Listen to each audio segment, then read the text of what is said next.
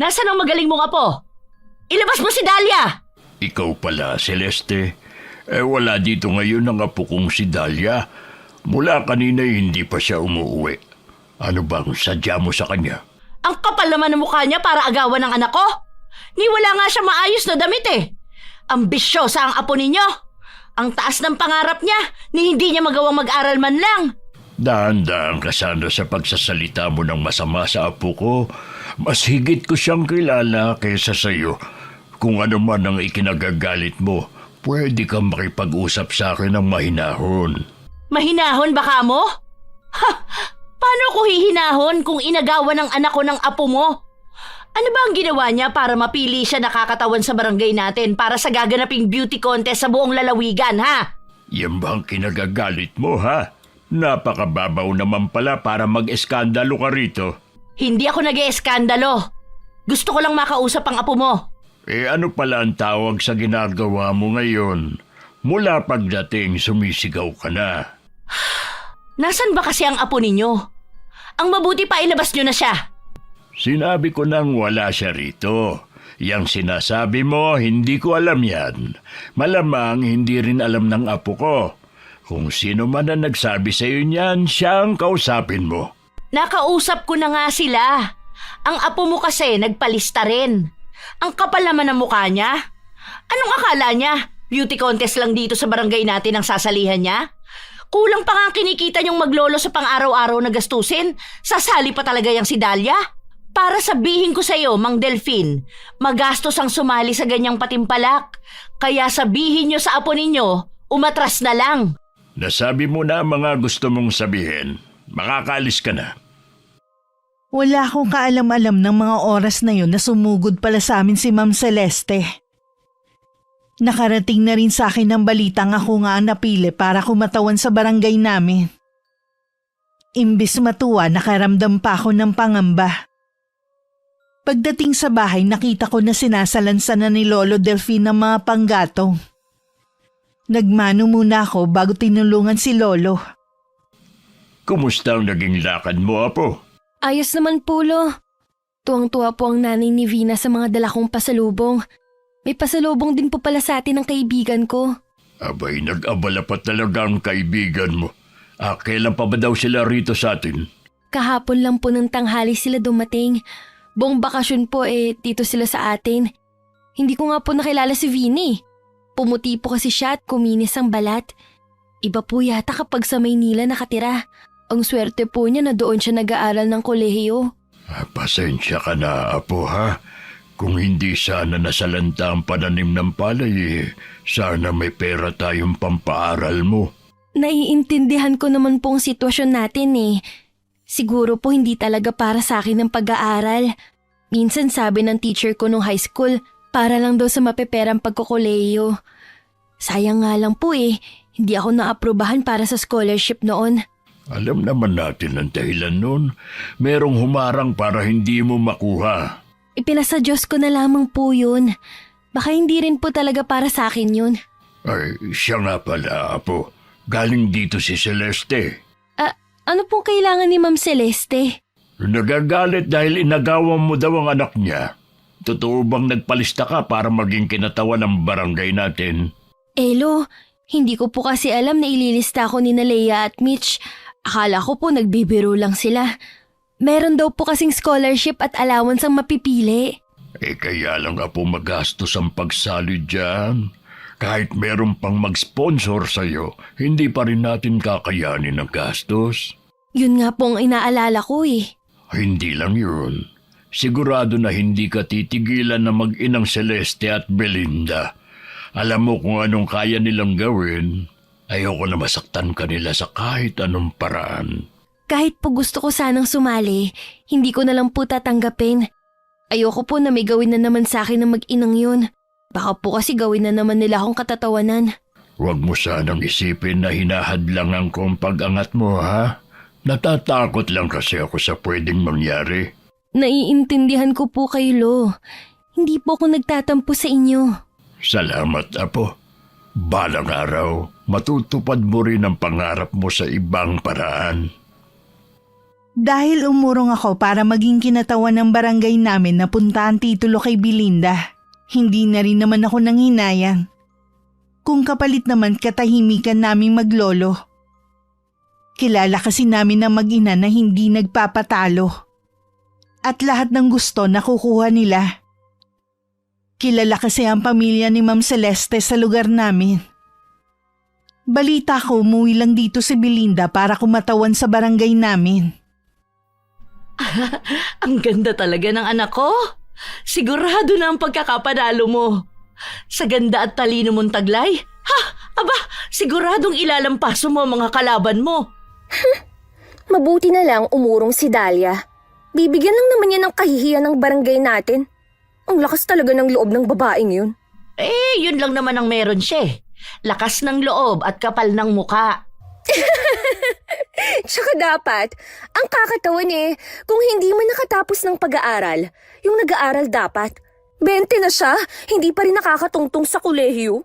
Mabuti na lang naharang ko noon ang pagbibigay ng scholarship sa kanya. Mabuti na lang po pinsan niyo ang principal sa eskwelahan nila. Hindi ako papayag na makaalis siya sa kinalalagyan nila ngayon ng lolo niya, no? Bakit po gano'n na lang ang galit niyo kay Dahlia? Wala naman po siyang ginagawa sa inyo Naalala ko, mula pagkabata mainit na ang dugo niyo sa kanya.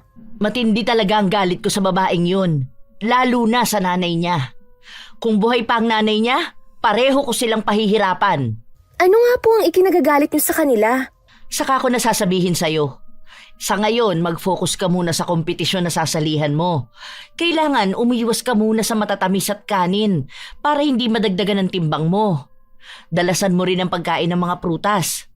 Ay nako, ang tamad mo pa namang kumain nun. Gusto mo mga mani, dapat iwasan mo muna ang mga yon at baka magkatigyawat ka pa. At higit sa lahat, iwasan mo muna ang magpuyat. Bawal muna ang mga gimik-gimik. Ang dami namang bawal. Baka pati paghinga ipagbawal nyo na rin. Huwag kang ang OA, basta sumunod ka na lang sa akin. Para din naman sa iyo ang sinasabi ko. Isa pa pala, iwasan mo magsuplada sa mga kabarangay natin. Kailangan lagi mo silang binabati at nginingitian. Lahat ba sila ngingitian at babatiin ko? Oo, isa yun sa paraan para makuha mo ang suporta ng mga tao.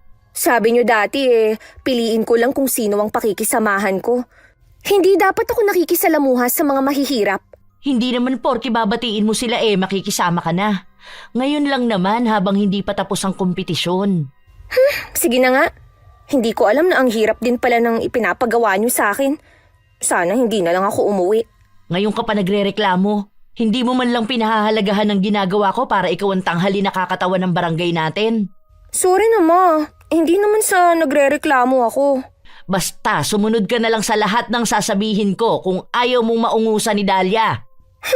Malayo na po yun mangyari. Milya-milya na ang layo ko sa kanya. Sa bagay nga, habang buhay na siyang mabubulok dito sa lugar natin.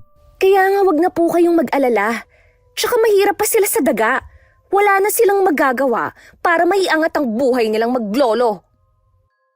Hindi naman lingid sa amin ni Lolo Delphine ang mga ginagawa ni Ma'am Celeste. Katulad na lang ng pagharang niya para mabigyan ako nun ng scholarship. Tuwing nakakasalubong ko siya nun, punong-puno ng galit ang tingin niya sa akin. Naging palaisipan sa akin ng bagay na yun. Maging ang pag-a-apply ko ng trabaho, lagi niyang hinaharang. Katulad na lang ngayon. 1 linggo pa lang ako sa pinapasukan ko nang matanggal ako. Bakit ang aga mo yatang umuwi ngayon na po? Wala na po kasi akong trabaho Ha? Bakit wala ka ng trabaho? Uy, 1 linggo ka pa lang naman sa pinapasukan mo pakipaliwanag mo nga kung ano nangyari. Nawalan po ako ng trabaho dahil kay Ma'am Celeste, Lolo. Na naman? Ano ba ang problema ng babaeng yun? Palagi ka na lang niyang pinatatanggal sa trabaho.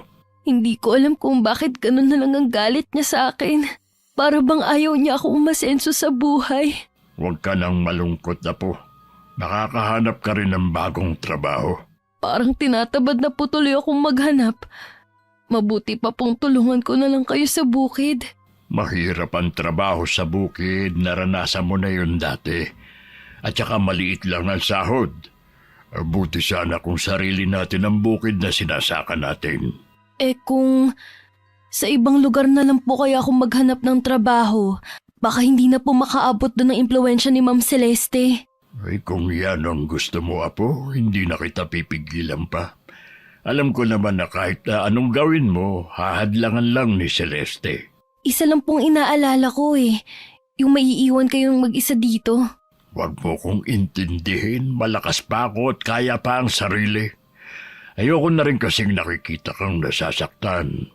Baka kung ano na lang ang magawa ko. May awa ang Diyos, Lo. Makikita rin po niyang paghihirap natin at pagpupursige na lumaban ng patas. Ganyan nga, Apo. Lagi ka lang manalig at huwag mawawala ng pag-asa. Ito nga po pala, binili ko ng ulam ang 1 linggo kong sweldo. Alam kong labis din naapektuhan si Lolo sa nangyayari sa akin. Kung pwede nga lang umalis na kami sa lugar na yun, matagal ko nang niyaya si Lolo. Pero wala naman kaming ibang pupuntahan. Pansamantala muna akong bumalik sa paglalako ng merienda sa lugar namin. Hindi ko inaasahan sa araw na yun na magkukrusan landas namin ni Ma'am Celeste. Sa tapat kasi ng barangay hall ako naglalako at galing siya sa loob nun. Bumalik ka na pala sa paglalako mo? Mas bagay naman sa'yo na maglako ng merienda sa ilalim ng mainit na araw. Nawalan po kasi ako ng trabaho kaya... Alam ko, yung pinasukan mong pabrika, kumari ko nagpapatakbo. Bakit niyo ba ginagawa to? Ano po bang malaking kasalanan na nagawa ko sa inyo? Inilalagay lang kita kung saan ka nararapat. Masyado kang ambisyosa katulad ng nanay mo. Akala mo ba makakaalis ka pa sa lugar na ito?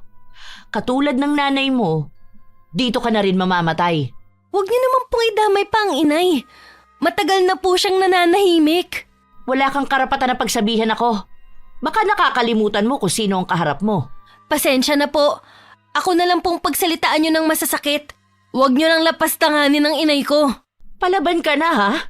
Wala ka pang nararating sa buhay, akala mo kung sino ka na? Itong tandaan mo.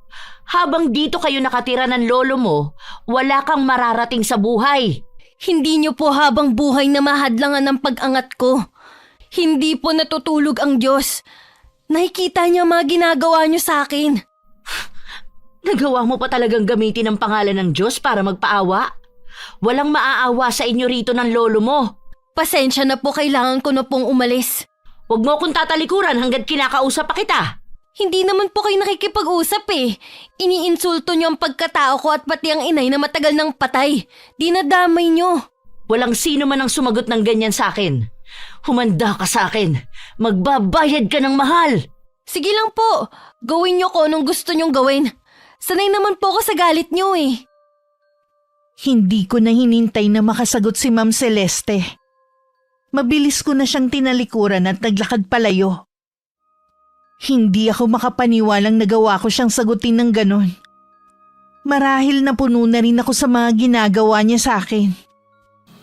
Nandiyan ka na pala, Apo. Kanina ka pa ba dumating? Kararating ko lang po, Lo. Nakaubos ka naman ba ng paninda mong bananakyo? Nung pauwi po pinakyaw na ni Consul Hermie ang 7. Mabuti naman kung gano'n. Hindi ka na inabot ng ulan. Lo, nagkita po kami ni Ma'am Celeste kanina. Ay, meron na naman bang sinabing babaeng yun sa'yo? Katulad po ng dati. Pati ang inay na nananahimik na sa himlayan nito, isinali pa niya sa usapan. Wala talagang respeto ang babaeng yun. Naturingan pa naman siyang edukada. Oo nga po Lagi pa niyang pinagmamalaki ang impluwensya ng pamilya niya sa lugar natin. Umiwas ka na lang hanggat maaari sa kanilang mag-ina. Matindi pa rin ang inggit ni Celeste sa nanay mo hanggang ngayon. Totoo po ba, Lo? Naiinggit si Ma'am Celeste sa inay? Bakit naman po? Oo, Apo. Sa lahat kasi ng bagay, talo siya ng inay mo. Higit din na mas maganda sa kanya ang inay mo. Pero kung tutuusin, mas higit pa siyang nakakalamang. May pera sila at ang inay namatay na mahirap pa rin. Hindi yun nakikita ni Celeste. Hanggang ngayon nabubuhay pa rin siya sa nakaraan. Nakikita niya siguro na masigit kang maganda sa anak niya. Baka maging balakid ka rin. Malinaw na po sa akin ang lahat. Wala naman po akong balak na makipagkompetensya kay Belinda eh. Ang gusto ko lang po, makapagtapos ng pag-aaral para makaahon sa hirap. Ang kaso nga, hindi ganun ang tumatakbo sa isip nila. Dahil po sa sinabi niyo, lalo ko pa pong pagbubutihin na makahanap ng trabaho. Pagkatapos po mag-iipon ako para makapag-aral. Ayoko pong isang tabi ang pangarap kong yun. Believe talaga ako sa determinasyon mo. Iniisip ko nga na ibenta na tong bahay natin para gamitin mo sa pag-aaral. Hindi na po, Lo. Ito na lang po ang meron tayo. Ayoko po na pati ito mawala sa atin. Sige, kung ayaw mo. Kapag sapat na rin ang ipon ko gamitin mo muna. Kahit maulan na ng mga panahon na yon, hindi pa rin ako tumigil sa paglalako ng merienda. Humingi din ako ng tulong sa mga kakilala ko na baka may alam silang trabaho na pwede kong pasukan. Nangako naman sila na sasabihan ako kapag may nalaman sila. Kapag ganyang kalakas ang ulan huwag ka na munang maglako ng paninda. Ay, sayang naman. Meron pa naman pong nagpapagawa ng bahay. Lagi pong ubos ang paninda ko sa mga trabahador. Baka naman wala rin silang pasok. Paano sila makakapagtrabaho kung ganyang kalakas ang ulan? Sana naman po tumila na bukas. Sayang kasi ang kita ko eh. Huwag kang mag-alala. Hindi naman habang buhay maulan. Naalala ko nga po pala, sa isang linggo ng contest sa sasalihan na Belinda. Nagsisisi ka ba, Apo? Kung pinilit mo ang pagsali mo, susuportahan pa rin naman kita. Mabuti na rin po na hindi ako sumali. Baka hindi rin po natin kayanin ang gastos eh. Kahit naman hindi ka sumali sa kahit na anong beauty contest na yan, ikaw pa rin ang pinakamaganda para sa akin. Siyempre po, apo niyo ko eh. Walang halong biro. Maganda ka, Apo. Nanamana mo sa iyong ina. Hindi pa ba sapat na mula elementarya ikaw lagi ang muse sa klase ninyo? Naniniwala naman po ako dahil lagi naman yung sinasabi ng mga teacher ko at mga kaklase. Sayang nga lang hindi na po ako nakapagpatuloy ng pag-aaral. Naniniwala ako na balang araw may pagpapatuloy mong pag-aaral mo. Magtiwala ka lang. Naku, lalo pang lumakas ang ulan. Isara mo na ang mga bintana. Maaga ka na rin magsaing, baka bigla kasing mawalan ng kuryente. Mahirap kumilos kapag madilim. Opo, Lo. Isasara ko lang lahat ng bintana at magluluto na ako ng hapunan natin. Pumasok na sa kwarto niya si Lolo habang ako naman tumuloy na rin sa may kusina. Isang lumang kahon ng sapatos ang kinuha ni Lolo Delfin sa lumang aparador. Sa loob ng kahon naroon ng ilang sulat na naninilaw sa kalumaan. Patawarin mo ako, Apo. Dapat noong ko pa ito ginawa. Kaya lang natatakot ako. Sana'y hindi mo na nararanasan ang pangmamaliit ng ibang tao. Pangako, gagawin ko na ang tama. Hindi pa man ako nakakatapos magluto nang biglang nawalan ng ilaw. Mabuti na lang naihanda ko na ang gasera. Ang galing niyo naman, Lo. Nahulaan yung mawawalan ng kuryente ngayon. Para namang hindi ka pa sanay. Konting hangin at ulan, asahan mo nang pinapatay nila ang kuryente. Tapos ang taas pa nilang maningil ng kuryente.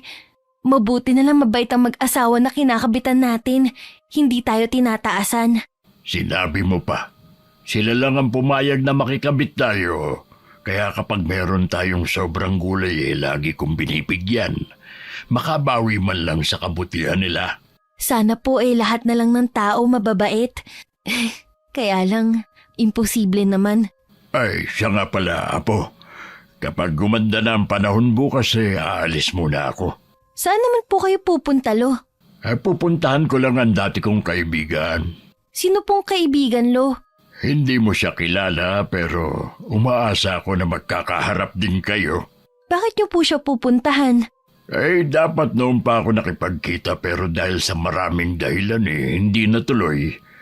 Hihingi ako sa kanya ng tulong. Alam ko na hindi niya ako tatanggihan. Hinihintay lang niya na magpakita ako sa kanya. Sasamahan ko na po kayo, Lo. Hindi na, Apo. Kaya ko pa naman magbiyahe. Kung hindi ka makakapaglako, dumito ka na lang sa bahay. Parang may kakaiba sa inyo ah. Patawarin mo ako, Apo, kung nahadlangan ko ang pangarap mo. Natatakot kasi ako na pati ikaw ay mawala sa akin. Sa pagkakataong ito, hindi na ako magiging makasarili. Kinakabahan naman ako sa inyo. Sino ba yung kaibigan na sinasabi nyo? Siya ang babago ng buhay mo, Apo. Paano naman po mangyayari yun? Saka ka na magtanong kapag nagkaharap na kayo. Sige na. Tapusin mo na ang pagkain mo. Maaga tayong magpapahinga ngayon. Nung mahiga na ako, hindi ako makatulog. Iniisip ko ang naging usapan namin ni Lolo Delphine. Parang umaayon rin naman ang panahon dahil tumila na ang ulan. Kinabukasan nga maganda na ang panahon. Maagang gumayak si Lolo at saka umalis. Alam niyo ba, Ma?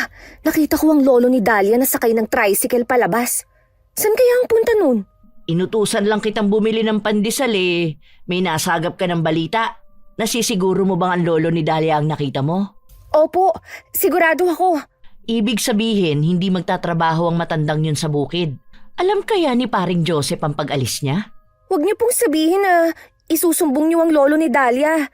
Kawawa naman po kung pati siya mawawalan ng trabaho. Mabuti nga yun. Matagal na ako naiinis sa matandang yun. Saka matanda na rin naman siya para magtrabaho sa bukid. Dapat sa kanya nasa bahay na lang. Kawawa naman po si Mang Delphine sa gagawin niyo. Huwag ka maawa sa mga yon. Dapat magalit ka rin sa matandang yon, hindi lang kay Dahlia. Opo, Ma. Siya nga pala, hindi ka kakain ng kanin hanggang mamaya. Ma naman, kagabi pa ako hindi kumakain. Gutom na ako. Kaya nga kita pinabili ng pandesal para yan ang kainin mo.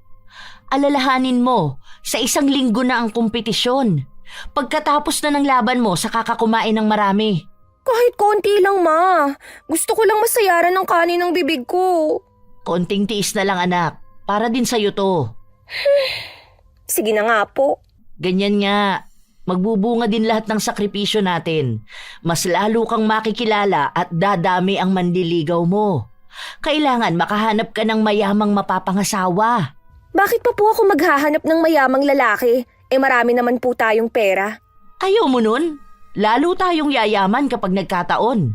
Kapag nasa pinakatuktok ka na, malabo ka nang maabot ni Dahlia. Bakit malagi niyo na lang binabanggit ang babaeng yun? Ma, mananatili na lang siyang tindera ng banana Q, turon at kung ano-anong merienda sa kalye. Kapag nanalo ka sa beauty contest na sasalihan mo, hindi ko na siya babanggitin kahit kailan. Dapat lang, no? Naririn din ako sa pangalan ng babaeng yun eh. Siya, mag-almusal ka na. Mamaya magpa-practice pa tayo ng tamang lakad. Emma, nasan nga pala yung mga kasambahay natin? Bakit ba mula kahapon hindi ko sila nakikita? Ha? Pinaalis ko na sila. Bakit naman? Hindi na kasi ako kontento sa trabaho nila eh.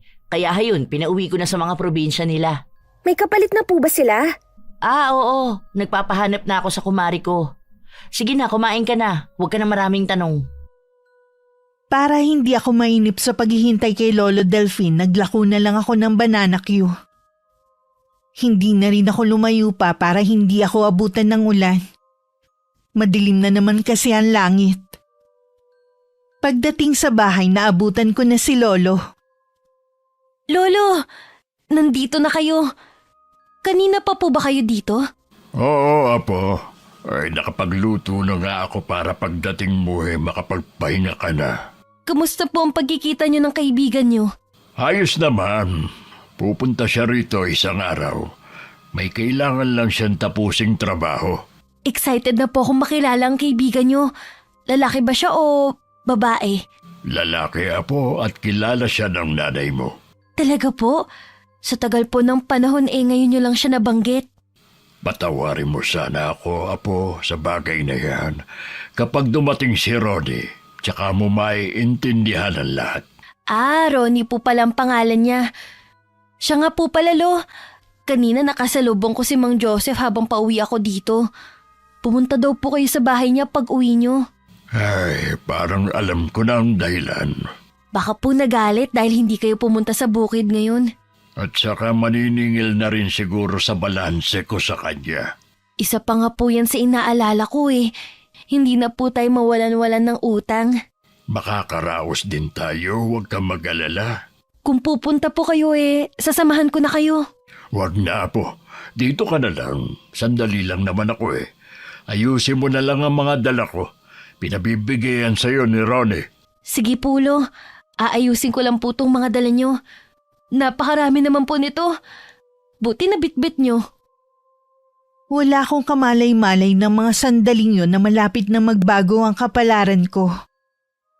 Si Lolo Delphine pagkatapos makipag-usap kay Mang Joseph ay malungkot na naglakad pa uwi. Mang Delphine, galing ba kayo kay Joseph? Oh, bakit para kayong nalugi sa itsura nyo? Siguro naman ay magiging masaya ka na. Tinanggal na ako sa trabaho ko. Eh bakit naman ho ako ang sinisisi ninyo? Anong malay ko kung natanggal kayo? Huwag ka na magmangang-mangang pa. Ngayon nakuha mo na lahat ng gusto mo. Tigilan mo na kami ng apo ko. Feeling nyo mga importante kayong tao para pag-aksayahan ko ng oras?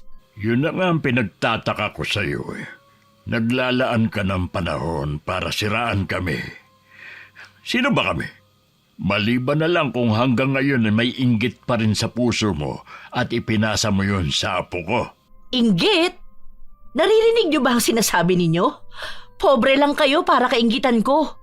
Sa'yo pala nagmana ang pagiging ambisyosa ng apo mo eh. Nag-iilusyon kayo na naiinggit ako sa inyo. Kung gano'n naman pala, tigilan mo na kami ni Dahlia. Kayo ang tumigil sa mga walang kwentang sinasabi ninyo. Oras na hindi ka tumigil, hindi mo magugustuhan ang gagawin ko. Aba! Pinagbabantaan nyo pa ako ngayon ha? Nakakalimutan nyo na ho ba kung sino ako sa lugar natin?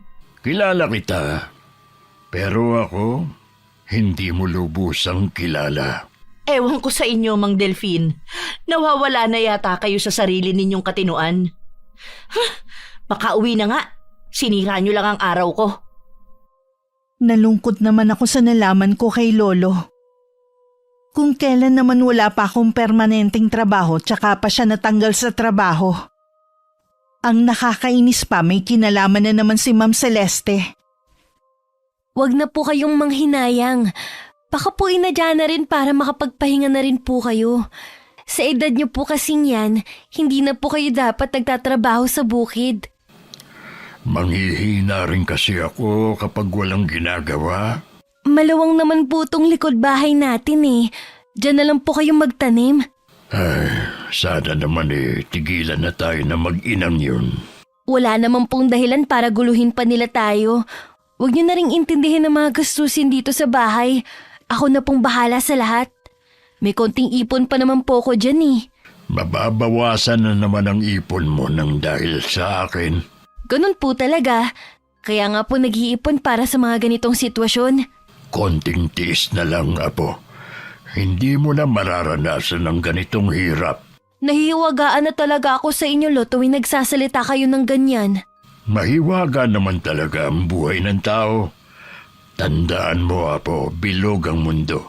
Hindi sa lahat ng oras ikaw ang nasa ilalim. Kung sino ang mapagmataas darating ang panahon, ibababa siya ng Panginoon. Kaya hanggat maaari, lagi ka sanang maging mapagkumbaba. Oo naman po, Lo. Lagi ko naman pong isinasa isip ang mga pangaral nyo. Mabuti naman. Yan lang naman kasi ang maipamamana ko sa iyo kapag nawala na ako sa mundong ito. Huwag niyo po munang banggitin ang tungkol sa pag-alis niyo sa mundong to. Dapat lang na maging handa ka na ngayon pa lang. Alam mong doon na rin ako papunta. Alam ko naman po yun pero wala naman po kayong iniindang sakit. Kaya ibig pong sabihin nun matagal pa yun. Maabutan niyo pang pagkakaroon ko ng sariling pamilya at mga apo sa akin.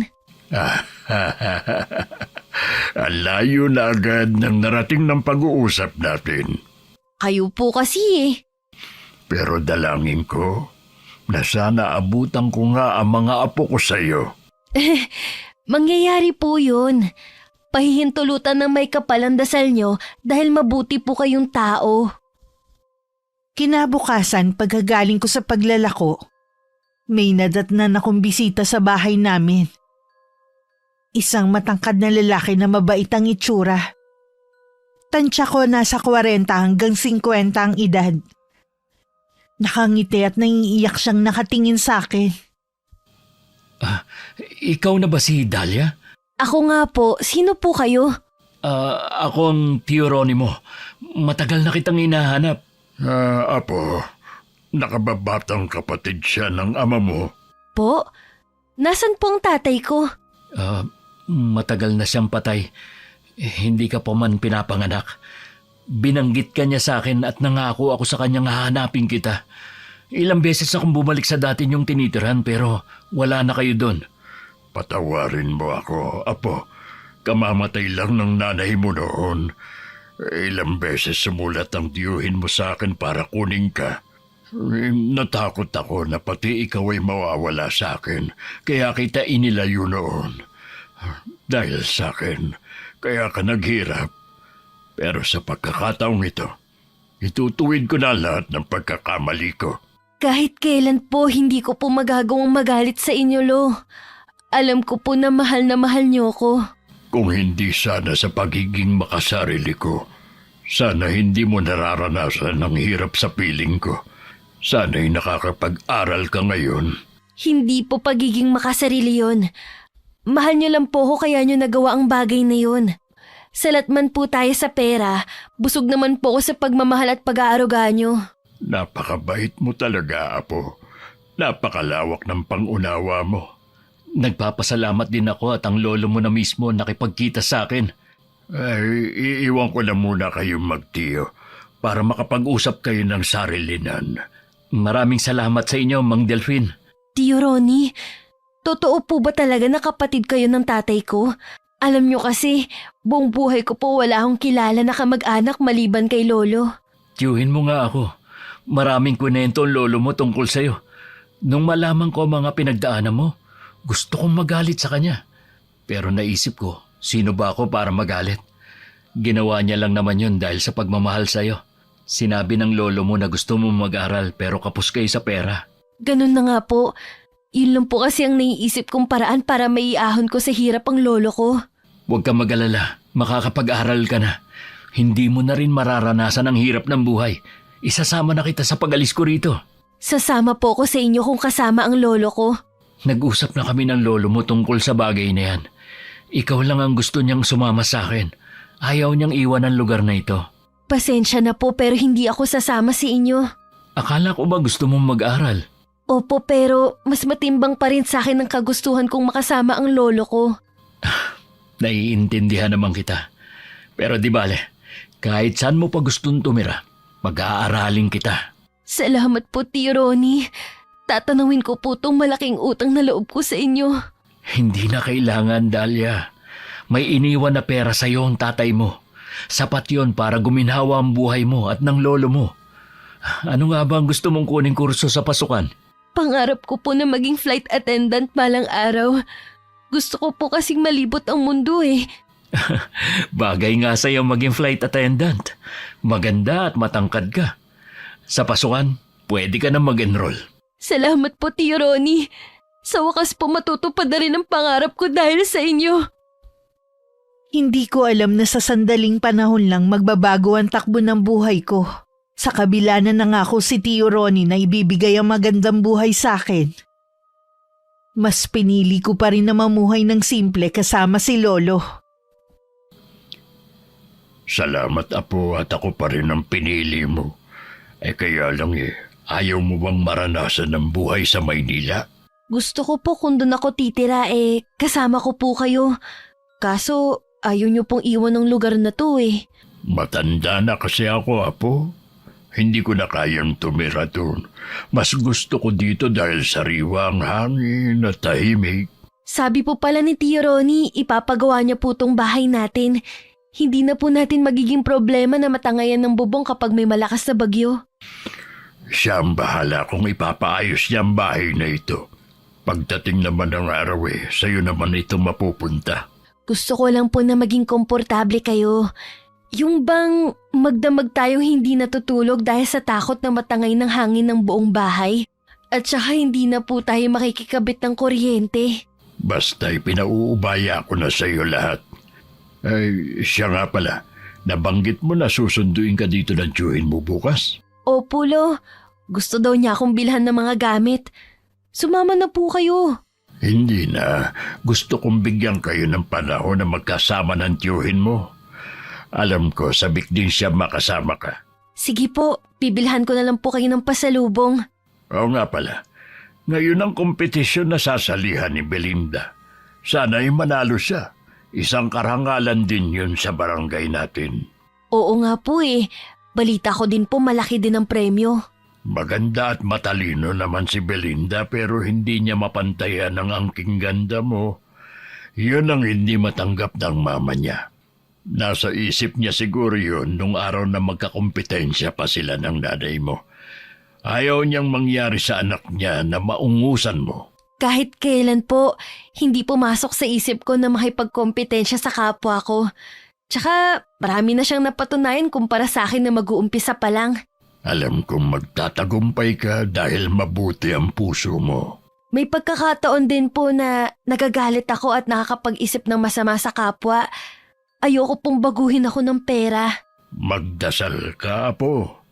Hingin mo sa kanya na huwag hayaan na manaigang galit dyan sa puso mo. Alam ko nagagalit ka pa rin sa ginawa ng mag-inang yun sa'yo. Naniniwala pa rin ako na mas mangingibabaw sa iyong pagiging mabuting tao. Opo, Lo. Mabuti pa po planuhin na natin kung kailan natin ipapaayos tong bahay. Sigurado po na magtatanong bukas si Tio Ronnie. Sana habang hindi pa gaanong maulan maumpisaan na. Habang masaya kami nagpaplano ni Lolo Delfin, bigo namang umuwi ang mag-ina sa kanilang bahay. Walang tigil sa pag-iyak si Belinda dahil sa sama ng loob. Ni hindi man lang kasi siya nakapasok sa top 5. Wala man lang special award na natanggap. Tumigil ka na nga sa pag-iyak mo. Kanina ka pa eh. Para kang baka na walang tigil sa pag-atungal. Intindihin niyo naman po ko. Hindi biro yung pinagdaanan ko. Lahat ginawa ko. Tapos hindi ako mananalo. Ano pa bang kulang sa akin? Maganda ang gown ko at pinatahi pa natin sa Maynila. Sexy tsaka mas dihamak naman na maganda ako sa top 5. Pero bakit? May palagay ako na nabayaran ng mga judge. Kahit saan kasi tingnang anggulo, walang panama sa ganda at husay mo mga babaeng kalahok. Maghahabla tayo sa kung sino mang organizer ng beauty contest na yon. Ano na lang ang mukhang ihaharap ko sa mga kabarangay natin? Nakakahiya, Ma. Sinabi ko pa naman na sigurado na akong mananalo. Ni isang award wala man lang akong nakuha. Huwag mo munang isipin kung anong sasabihin nila sa pagkatalo mo.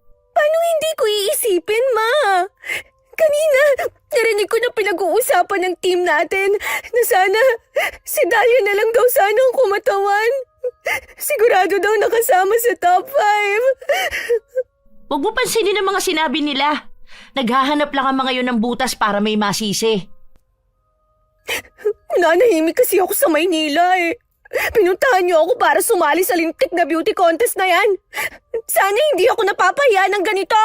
Kung hindi kita inutusan na sumali, edi sana naungusan ka na ni Dahlia. Gusto mo ba yon? Sana pala, siya na lang ang sumali. Para siya ang nasa katayuan ko. Mas masaya pa sana yun. Meron tayong pinagtatawanan. Pwede ba, Belinda? Tumahimik ka na? Kanina pa sumasakit ang ulo ko, wag mo nang dagdagan. Mabuti pa nga kayo, ulo lang ang masakit. Samantalang ako lahat. Ulo, paa dahil maliit ang sapatos. Pati tiyan dahil tinitiis ko ang gutom. Pagod na ako. Tapos wala man lang akong napala. Tapos na rin naman kaya hindi mo na kailangan magtiis ng gutom. Nakakainis naman talaga, Ma. Tapos puro ngiti pa ang ginagawa ko sa mga taga rito. Iilan lang naman ang sumuporta sa akin. May dala yatang kamalasan ng maglolo na yun eh. Malamang, todo dasal ang ginagawa ni Dahlia para hindi ako manalo. Ayan na nga ang nangyari. Huwag ka nang umiyak pa. Magpahinga ka na lang muna. Saka na natin pag-usapan ang nangyari sa'yo. Nasisiguro ko na dinaya tayo. Kakausapin ko ang kapitan natin para humingi ng tulong. Kinausap nga ni Ma'am Celeste ang kapitan namin. Nilinaw naman ng huli na walang dayaan na nangyari. Pinayuhan din siya na tanggapin na lang ang pagkatalo ni Belinda. Dahil sa kahihiyang tinamo, halos 2 linggo ring hindi lumalabas ang mag-ina. Babalik na lang ako sa Maynila. Doon ko na lang hihintayin ang pagbubukas ng klase. Kesa naman magmukmuk ako rito. Hindi ka na babalik ng Maynila. Ha? Bakit naman po? May dapat ka kasing malaman. Kung nanalo ka sana sa beauty contest na yon, sana meron kang pambayad ng tuition fee mo. Kaso, natalo ka nga eh. Ma, hindi kita maintindihan. Wala na ba tayong pera? Meron pa naman, kaya lang hindi na sapat para makapag-aral ka sa Maynila.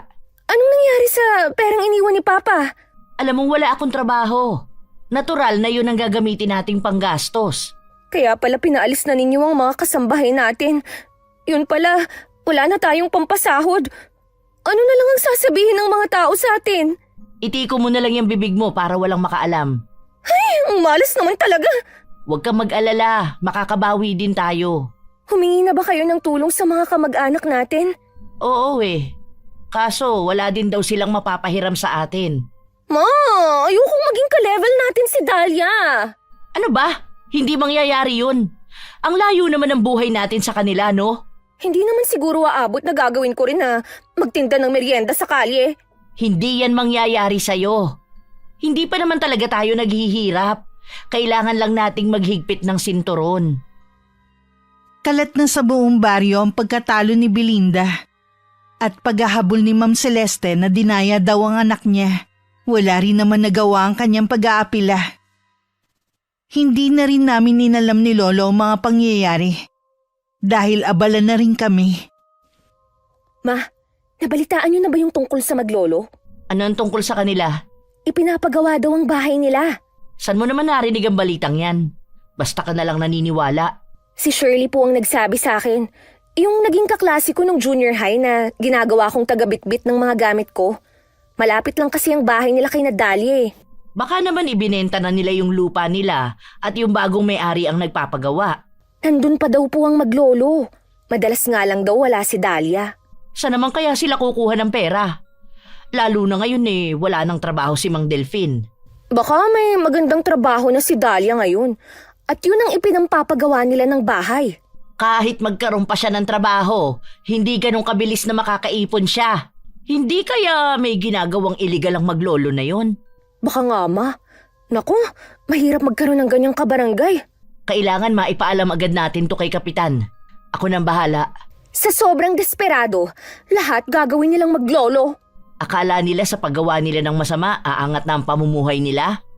Pwes, ngayon pa lang puputulin ko na ang mga pangarap nila. Nagulat pa kami nang biglang dumating si Kapitan at nagusisa kay Lolo. May nagtimbre daw kasi sa kanila na may ginagawa kaming iligal na gawain kaya nakapagpaayos kami ng bahay. Gusto lang daw ng kapitan namin na pangalagaan ng mga taga ron. Mabuti na lang maayos naman na sagot ni Lolo ang mga tanong nito. Paano nila tayo napag-isipan ng masama? Dahil lang nakapagpagawa tayo ng bahay may illegal na tayong ginagawa? Hayaan mo na, Apo. Ginagawa lang naman ni Kapitan ang kanyang trabaho. Kung wala namang nag-report sa kanya, hindi siya pupunta rito. Sino kayang nag-report sa kanila? Huwag na nating isipin pa kung sino siya. Wala tayong ginagawang masama, malinis ang konsensya natin. Yun ang mahalaga. Tama po kayo. Hindi ko lang maiwasan na magalit. Ay maiba nga pala ako. Kumusta ang pag-enroll mo kanina? Ayos naman po.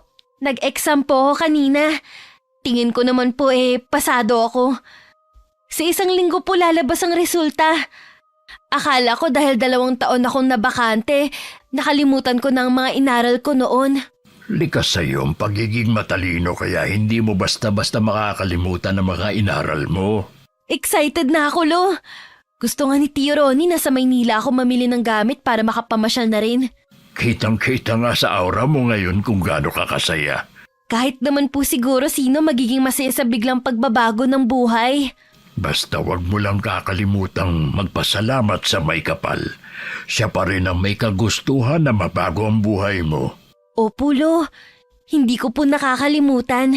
Nagpapasalamat din ako dahil ilang araw na lang matatapos na ang bahay natin. Hindi na po tayo kakabahan kapag merong bagyo. Tapos na ang bahay namin at meron na mga gamit sa loob. Kasalukuyan ako noon nasa Maynila. At si Lolo Delfin lang ang naiwan sa bahay nang dumating si Ma'am Celeste. Ano ang ginagawa mo rito, Celeste? Totoo pala ang kumakalat na chismis na nagpagawa kayo ng bahay. Hindi yun chismis kundi totoo. Nakikita ko nga. Si Dahlia nga pala. Lumuwas ng Maynila at may binibiling gamit. Os talaga? Sa Maynila pa talaga niya naisipan na bumili, ha? Kung pumarito ka para lang insultuhin ang apo ko, pakiusap lang umalis ka na. Porke nakapagpagawa ka na ng bahay, akala mo kung sino ka nang umasta. Wala namang mali sa sinabi ko. Ayaw namin ng gulo ng apo ko, kaya pakiusap lang tigilan mo na kami. Wala naman akong ginagawa, ah. Gusto ko lang naman makipag-usap. Alam ko naman na naiintriga ka dahil sa nabalita mo tungkol sa pagbabago ng buhay namin. Wala naman sigurong masama, lalo na't iisang barangay lang tayo. Maliban na lang siguro kung meron kayong tinatago ng apo mo. Ano naman ang itatago namin?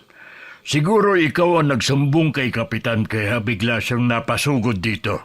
Ano kung ako nga? Anong gagawin mo, ha?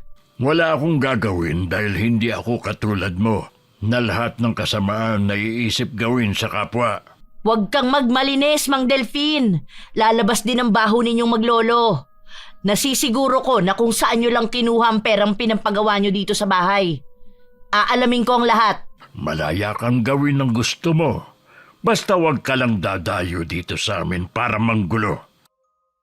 Bago umalis, iginala muna ni Ma'am Celeste ang paningin sa kabuuan ng bahay namin. Kitang-kita sa mga mata niyang matinding inggit. Ma, bakit hindi maipintay ang mukha niyo? Nanggaling ako kina Mang Delfin. Totoo nga ang balita. Sabi ko na sa inyo eh. Hindi lang basta bahay ang ipinagawa nila. Napakagandang bahay at kumpleto sa gamit. Ha? Talaga? Oo, nakita mismo ng mga mata ko. Sayang, hindi ko nakita. Saan kaya sila kumuha ng pampagawa? Nandun na rin lang kayo, hindi nyo pa tinanong? Sa tingin mo kaya basta na lang aamin si Mang Delfin? Kulang na nga lang ipagtabuyan ako. Kung may pera silang pampagawa ng bahay, ibig sabihin nun, makakapag-aral na si Dahlia? Oo nga no, kaya siguro nasa Maynila ngayon si Dahlia. Sabi ng lolo niya para mamili daw ng gamit. Tapos ngayon na meron na silang pera, di magpapaganda na si Dahlia. Ano nang gagawin natin, Ma? Baka maungusan na niya ako. Huwag ka nga magsalita ng ganyan. Malaki pa rin ang lamang mo sa babaeng yon. Tandaan mo, wala pa siya sa kalingkingan mo. Ma, hindi ako papayag na mahigitan ako ng babaeng yon. Gumawa ka ng paraan. Heto na nga, nag-iisip na nga ako ng paraan. Wala kaming kamalay-malay ni Lolo Delfin na lihim kaming minamatyagan ni Ma'am Celeste. Pero habang hindi pa ako nakakapasok sa university, inimbita muna kami ni Tio Ronnie sa kanila. Busy rin kasi siya sa negosyo niya, kaya hindi siya makapunta sa bahay namin. Sino kaya ang pinupuntahan na maglolo sa Maynila? Linggo-linggo na lang kasi umaalis sila eh. Baka may sugar daddy na si Dahlia na sumusuporta sa kanya. Hindi kaya? Posible ang sinasabi mo. Yun lang ang naiisip ko na dahilan kung bakit sila biglang umangat sa buhay. Ay, kadiri naman pala ang Dahlia na yun. Ang linis ng tingin sa kanya ng mga taga rito. Tapos, may sugar daddy naman pala siya. Kaya siguro ayaw magsalita ni Mang Delfin. Pilit niyang pinagtatakpan ng ginagawa ng apo niya. Mga desperado na nga talaga. Gusto instant yaman agad kahit sa maruming paraan pa sila yumaman. Kapag nalaman ng mga taga rito ang baho ni Dahlia, mag-iiba na ang pagtingin sa kanila ng mga tao. Alam mo na siguro ang gagawin ko, anak. Oo naman, Ma. Ako na ang bahala. Ay, Ma, muntik ko na palang makalimutan. Galing pala kanina dito si Tita Kai. Sabi niya, kailangan na raw niya kasi yung perang inutang niyo. Akala mo naman tatakasan siya. Hindi siya makapaghintay kung kailan siya babayaran. Ma, Ako ba makakapag-aral pa? Malapit na kasi ang pasukan eh. Tapos, may balance pa ako sa university na pinapasukan ko sa Maynila. Huwag ka mag-alala, makakapag-aral ka. Kasi hodang ipangutang ko pa. Ang dami niyo pang hindi nababayaran eh. Uutang na naman kayo. Pwede ba wag mo muna ako umpisahan ngayon? Gumagawa naman ako ng paraan eh. Makaalis na nga muna dito. Baka sa akin yun na naman mabunto ng inis niyo. 3 araw din kaming hindi umuwi sa bahay. Pagdating, kinausap agad ng mabait na mag-asawa si Lolo. Seryoso ang mga mukha nila habang nag-uusap. Ano pong sinabi ng mag-asawa sa inyo? Hindi ko alam kung maiinis ba ako o babaliwalain ko na lang ba. Ano po ba yun? Sabi kasi may kumakalat na balita tungkol sa'yo. Kaya daw tayo biglang nagkaroon ng pera dahil may sugar daddy ka raw. Po, ilang araw lang tayo nawala tapos may ganyan na agad na chismis. 2 tao lang naman ang naiisip ko na gagawa niyan sa atin eh. Ayaw talaga nilang makita na umaangat tayo. Sino Ma'am Celeste at Belinda po bang tinutukoy nyo? Ay sila na nga. Bukod tangi ang mag-inang yun ang may galit sa atin. Sa totoo lang, Lo, masaya na po ako para pagtuunan pa sila ng pansin. Ibig sabihin, hindi ka naapektado sa ginagawa nila? Hindi po, dahil alam ko naman na hindi totoo ang binibintang nila. Lalo mo kung pinabilib, Apo. Akala ko kasi babaguhin ka na ng pera. Lagi ko po kasi sinasa puso ang mga pangaral nyo sa akin. Ay mula ngayon, wag na lang nating silang pansinin, titigil din ang mga yun. Sa 1 linggo na pong pasukan, excited na po talaga ako sa unang araw ng pasukan. Baka naman hindi ka na makatulog yan, ha? Hindi na nga po ako masyadong makatulog eh. Ang ginagawa ko po, nagbabasa na lang ako ng libro. Oo nga pala, habang nasa bahay tayo ng tiyuhin mo, marami kaming napag-usapan.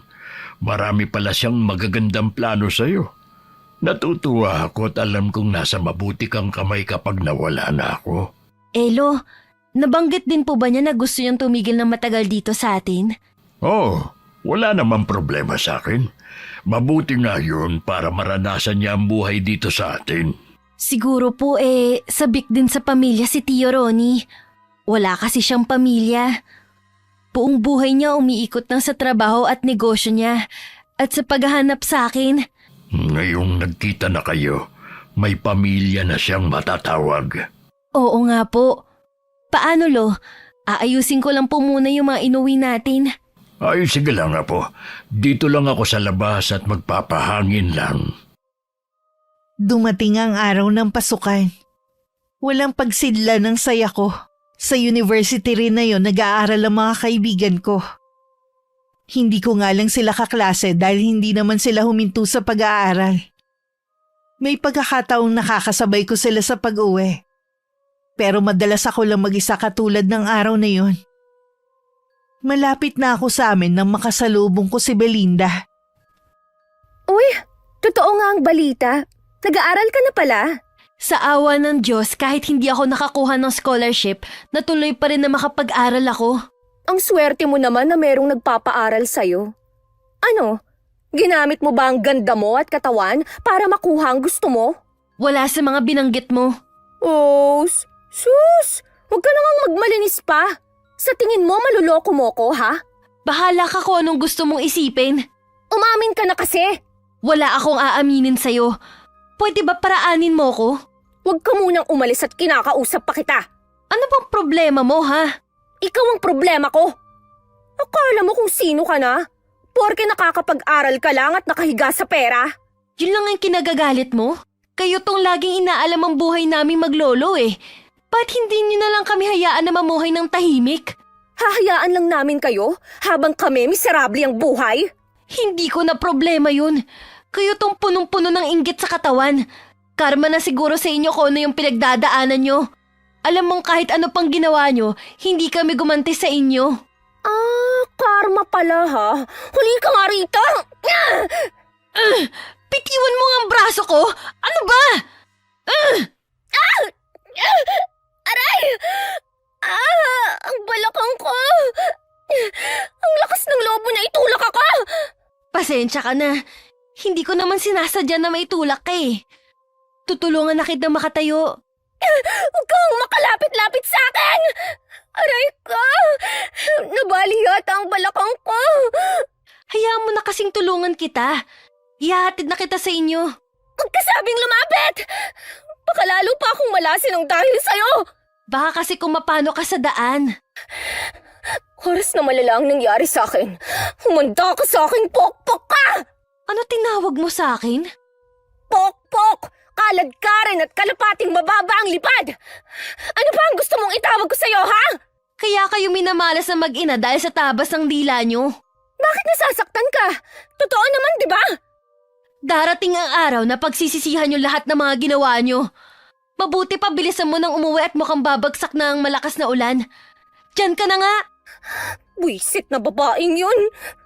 Aray ko, ang balakang ko, ang sakit!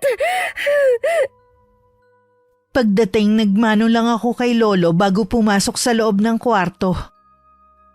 Doon ko hinayaan na bumagsak ang mga luha ko. Kahit kasi hindi totoo ang sinasabi ni Belinda, may kurot pa rin sa puso ko. Lumabas lang ako nung okay na ang pakiramdam ko. May nangyari ba sa'yo habang pauwi ka rito sa atin? Nakasalubong ko po si Belinda malapit dito sa atin. Palagay ko po galing siya kina Shirley. May sinabi ba siya sa'yo? Sanay na po ako kay Belinda. Alam niyo naman yun, may pagkaisip bata. Wala din pong preno ang bibig. Hindi na ako magtataka kung mapupuno ka rin dahil sa kanila. Naitulak ko nga po kanina eh. Hinila niya po kasi ang braso ko kaya ako siya naitulak. Kasalanan naman pala niya eh. Baka po napasama ang pagkabagsak niya. Hindi naman siguro. Kaya alisin mo na ang pag-aalala mo. Habang nag-uusap kami ni Lolo Delphine, narinig namin ng malakas na pagtawag sa akin ni Ma'am Celeste. Lumabas naman kami ng bahay. Galit na sinugod ako ng babae at saka sinabunutan.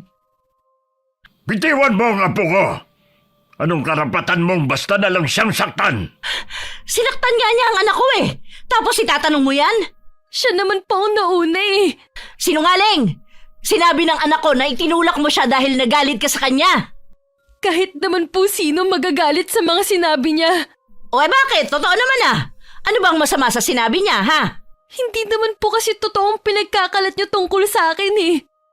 Kami pa talaga ang pinalalabas mong sinungaling at naiinggit sa'yo? Hoy! Hindi ka namin kaiinggitan dahil galing sa masama ang perang ginagastos mo! Kung sa tingin mo galing sa masama ang pera namin, bahala ka. Basta umalis ka na at huwag ka na ulit babalik. Oras na saktan mo uli ang apo ko. Matitikman mo ang galit ko. Huwag mo akong pinagbabantaan, tanda! Baka nakakalimutan mo kung sino ako! Matagal na akong nagtitimpi sa'yo. Baka makalimutan ko nga kung sino ka. Nakikiusap po ko sa inyo, Ma'am Celeste. Umalis na po kayo. Hindi pa ako tapos sa inyong maglolo. Lalo ka na, Dahlia. Hindi ko mapapalampas ang ginawa mo sa anak ko! Halina po kayo, Lo. Pumasok na po tayo sa loob ng bahay. Mali nga sigurong nanahimik lang tayo sa mga ginagawa nila sa atin. Ayaw lang po kasi natin ng gulo. Kaya hanggat maaari umiiwas tayo. Kung hindi pa sila titigil, ako na ang makakalaban nila. Kahit nakakaangat na kami sa buhay ni Lolo, pakiramdam ko hindi buo ang nararamdaman kong saya. Pilit ko lang itinatago ang nararamdaman ko lalo't na sa amin si Tio Ronnie. Kumusta ang pag-aaral mo? Hindi ka ba nahihirapan? Ayos lang po. Hindi naman po ako nahihirapan kahit 2 taon ako tumigil. Mabuti naman kung ganon. Kaya ako lang naman naitanong dahil napapansin ko na parang malungkot ka. Yung iba po kasing tao, libre na ngang maging mabuti sa kapwa, hindi pa magawa. Ang tinutukoy mo ba yung mag-ina? Minsan kasi nabanggit sila ng lolo mo. Sila na nga po. Bakit pahirap ang iba na maging masaya sa tagumpay ng iba? Dahil nangingibabaw sa kanila ang inggit. Yun ang lumalamon sa pagkatao nila. Hindi nila matanggap na ang dating minamaliit nila pwede na silang higitan. Minsan po naiisip ko nung gumanti eh. Kaya lang ang babaw naman ng dahilan ko. Huwag mong gagawin yan. Hayaan mo lang siya. Magsasawa din sila sa ginagawa nila. Ganun na nga po para iwas gulo. Hindi ka pa ba papasok sa loob ng bahay? Dito po muna ako. Hihintayin ko po si Lolo na dumating eh. Eh, saan ba siya nagpunta? Ang sabi po niya, may pupuntahan lang siyang kaibigan. Baka pauwi na rin yun. Kanina pa naman siya umalis eh. Pilin ko pa naman kay Lolo wag na magpahapon at laging umuulan. Sasamahan na lang kita dito sa labas. Magkwentuhan muna tayo habang naghihintay. Habang nag-uusap pala kami ni Tio Ronnie sa labas, nasa malapit lang si Belinda. At pinanonood kami. Ha? Sigurado ka ba? Opo, ma. Kitang-kita ko silang nag-uusap ng lalaki. Tingin ko po kasing edad nyo lang eh. Ang kapal naman ng mukha ng babaeng yan para dalhin pa sa bahay nila. Ang lolo naman niya, hinahayaan lang. Dapat siguro balaan natin ang mga taga rito na ingatan ang mga asawa nila. Nag-deny pa talaga siya nung una. Babalik din siya sa dati nilang kinalalagyan. Tingnan ko lang kung hindi siya kuyugin ng mga tao. Dapat siguro, ma, umalis na silang maglolo dito. Ngayon pa ba sila aalis may bahay na nga sila. Nakakainis naman eh. Kung makikita nyo sana si Dahlia, ang kinis ng balat niya ngayon. Ang ganda laging pumorma. Tinaig pa ako. Pumorma ka rin kasi. Hindi yung porke naghihirap na tayo pinabayaan mo na rin ang sarili mo. Teka, may bigla ako naisip. Ano naman yun, ma? Bakit hindi mo kaya akitin ang matandang boyfriend niya? Ano? Ma naman! Sa dami ng pwede niyong ipagawa, yan pa talaga. Nakakadiri naman kayo. Ayaw mo nun? Lahat ng tinatamasa ni Dahlia mararanasan mo? Pero ma... Sige na anak, gawin mo na para sa ikabubuti natin. Ayaw mo bang bumalik sa dati ang buhay natin? Gusto ko naman. Kaya lang ma, parang hindi ko kaya. Pwes kayanin mo. Hindi maaari na mabaliktad ang mundo natin. Dapat tayo pa rin ang tinitingala sa lugar natin, hindi si Dahlia. Naaalala ko na naman tuloy ang ina niya. Wala nang nanay niya.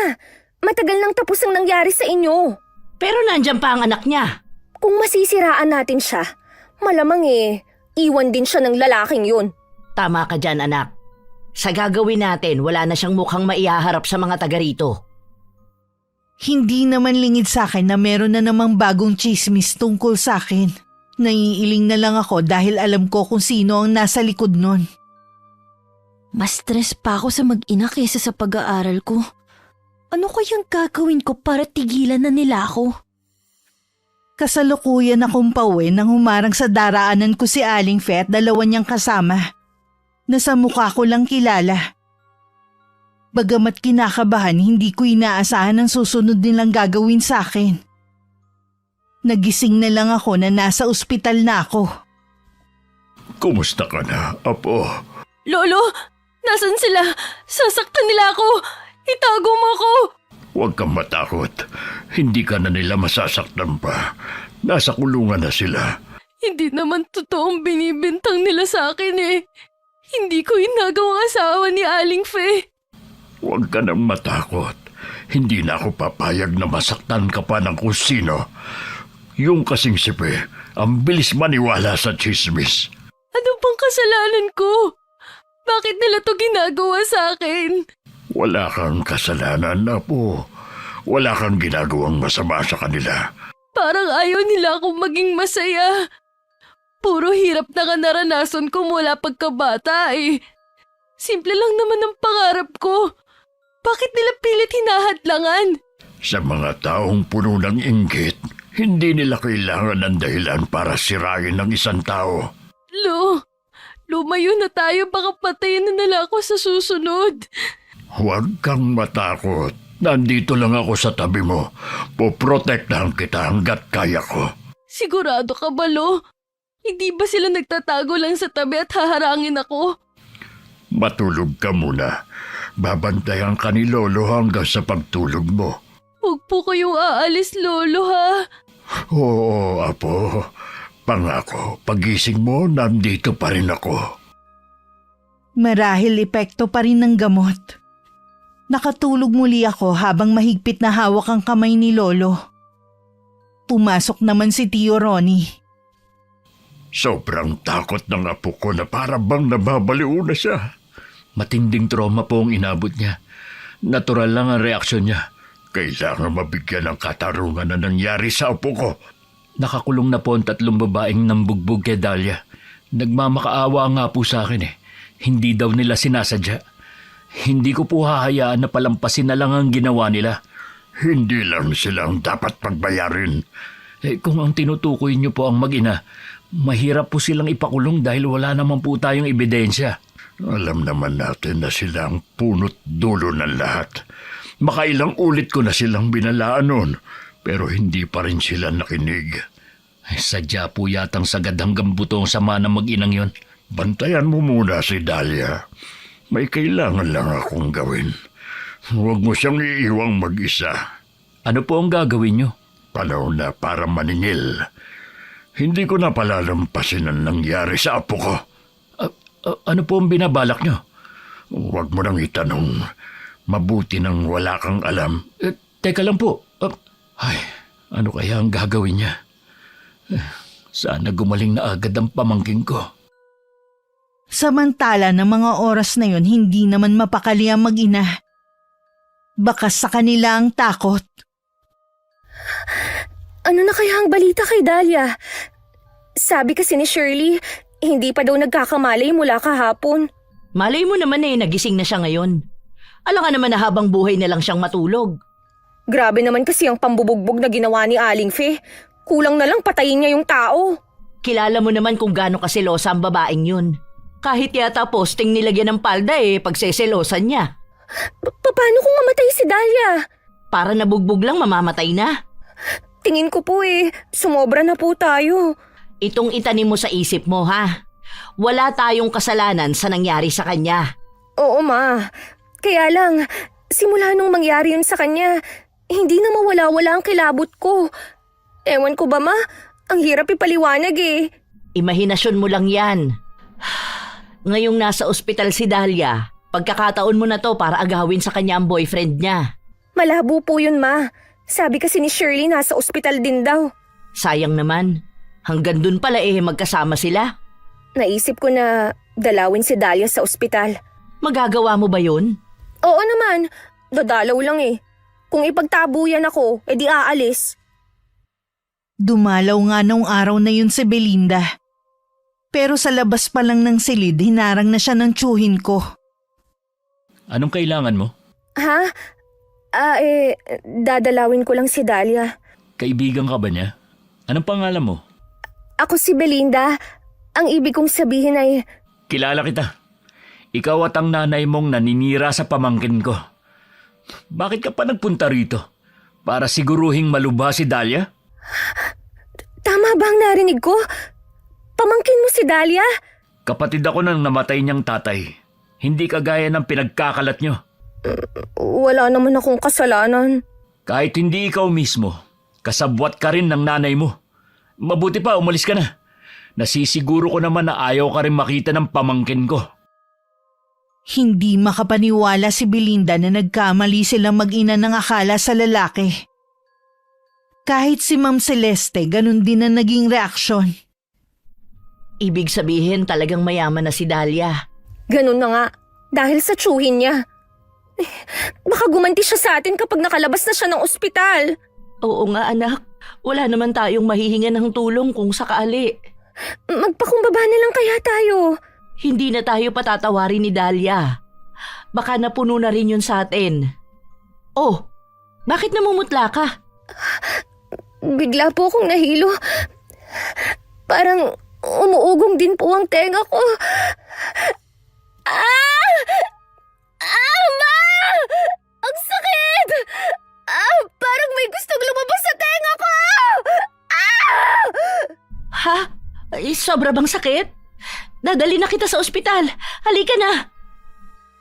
Bago pa madala ni Ma'am Celeste ang anak sa ospital, napatili na rin siya nang makita ang paglabas ng mga bubuyog sa tenga ng anak.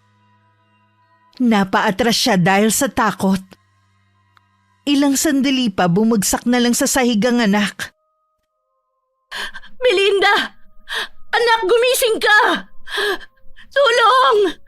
Tulungan niyo kami, mga kapitbahay! Naisugod naman sa ospital si Belinda.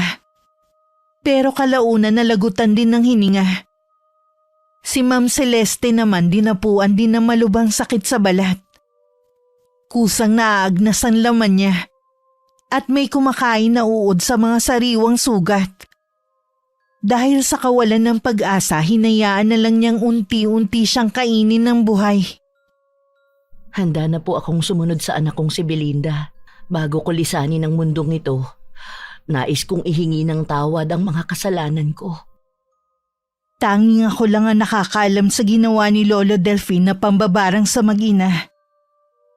Alam kong pinagsisihan na niya ang nagawa. Gabi-gabi ko siyang naririnig na nagdarasal at humihingi ng kapatawaran sa Diyos. Naway mapatawad na siya para sa kanyang katahimikan. Wakas. Okay, shoutout po tayo. Shoutout kay Pinky Cadino from Malaysia. Shoutout sa Deninia family from Iriga City, Camarines Sur. Hello kay na Francis, Emerson, Rick, Renren, Arnel, Leo at sa KAC family.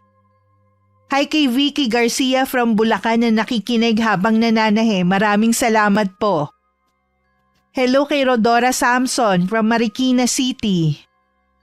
Hi kay Regine Laban Galang from Gaya-Gaya, San Jose del Monte, Bulacan. Hello kay Sammy Vlogs. Happy birthday kay Francisco Pabon. Hi kay Chari Gallo. Hello kay Bernadette Abayo na laging nakikinig from Bulata, Negros Occidental. Shout out sa Tumaliwan family and Arcos family from Tuguegarao City, Cagayan. Hello kay Ricky Bernardas. Shout out sa mga mananahin ng Ate Clothing na sina Grace, Ate Veron, Ruth, Jonas, Adrian, Gerald, Kuya Mar, Miko at Janet. Hello po at salamat sa pakikinig. Hello sa mga anak ni Normie Manuel na sina Mary Angela Manuel at Mary Stacy Manuel. Hello kay Rosmel Ausa from Rowena Ausa. Hi kay Daddy Renz na laging nakikinig sa office. Ingat daw lagi at mahal na mahal ka ng Barakiel family. Hello kay na Edwin, Kyle at Kylie mula kay Aiko Villesa na nasa Bahrain. Hi kay May Pinyon from Nagoya, Japan and Caloocan City. Hello kay Juna May Barbarose from Lang, North Cotabato. Hello kay Hasmin Castillo from Malaysia. Hello kay na Colleen, Summer at Jack Lord Mangkao from North Cotabato. Shoutout sa Viohan family. Hi kay Early Galvez at kay Elizabeth Dungka. Hello kay Genevieve Kadapan from Laguna. Shoutout sa Perez family. Hello kay Joel Mongomon from Pangasinan at sa Padilla family. Hi kay Rita Flores from Batangas. Hello kay Maria Rosalie Galindez at happy birthday kay Troy Galindez. Hello kay Arian from mainland China. Hello kay Dennis Pabadora and sa Pabadora family. Hi kay Jay Landagan from Davao City. Hi kay Megan Kanya from Sahod Ulan, Tansa, Cavite. Hello kay Virgie Latore. Shout out sa Silva family and the La Cruz family from Cabatuan, Isabela. Welcome kay Hani Austria na bagong subscriber from Japan. Hello kay Rochelle from Iloilo. Shout out sa Magante family from Maragondon, Cavite. Hello kay Trina Dakanay at sa pinsan mong si Eva Dakanay na taga Benguet. Hi kay Rebecca Katipay from Malaybalay, Bukidnon. Hi kay Jenny Binuya from Nagano, Japan. Hi kay Lynn Hasegawa from Ibaraki, Japan. Shout out sa Enaria family. Hi kay Mary Andahay. Hi kay Erlinda Manalo from Pinamalayan, Oriental, Mindoro. Shout out sa Deloro family, Gonzaga family at kay Beth Royo na laging nakikinig. Maraming salamat po. Hi kay Henmer Garcia from Angeles, Pampanga.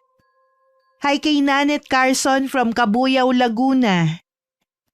Hello kay Riel May Gibaga from Quezon, Bukidnon. And shoutout kina Regine at Rems Turing, Mr. and Mrs. Marites and Dodds Naol, Mr. and Mrs. Adrian and Michelle Patadillo, Mr. and Mrs. Joy Tigbao and Bench Chan, at kay Mr. and Mrs. Boling Plata and Joseph Pleños from Davao City. Maraming salamat po sa pagsuporta nyo at pakikinig. Hanggang sa susunod, ingat, God bless.